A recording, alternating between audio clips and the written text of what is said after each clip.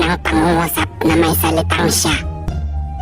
Siya ay isang bata, mabait at matalino. May isang lalaki na nahulog sa mataas na gusali, siya ay namatay. Namiss ko na ang pinagsamahan naming dalawa. Asan yung siya? Siya? Andun, sumama sa iba at iniwan akong nag-iisa. Ano busing, ihulog mo naman ba ako? Sige, go lang. Wala naman nagmamahal sa akin.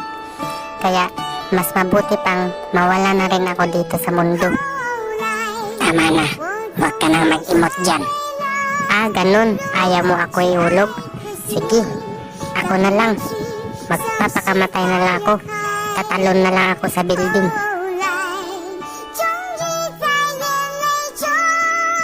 Paalam sa inyo lahat. Pero huwag mo gawin yan. Hala, Diyos ko.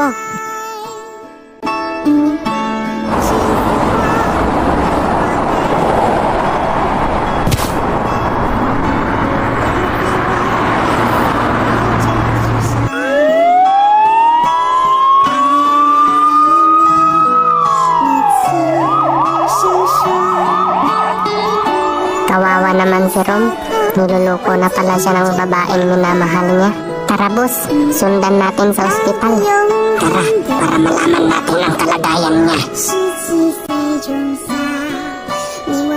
Dok, may lalaki ba ditong bagong dating lang? Opo, yung tumalon sa building. Yung katrabaho namin, Dok. Yung nagpakamatay ba? Kinalulungkot kong sabihin. Hindi na siya umabot na buhay dito sa ospital. Hala, pupuntahan namin siya, Dok. Kawawa naman si Rom. Wala na nga siya.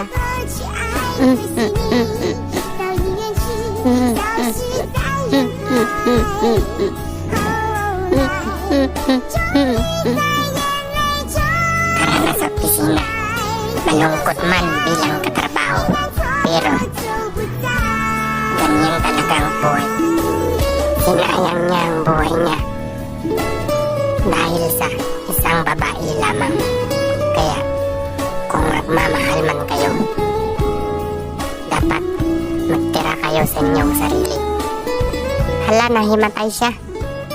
Uy, gising! Gising! Gising!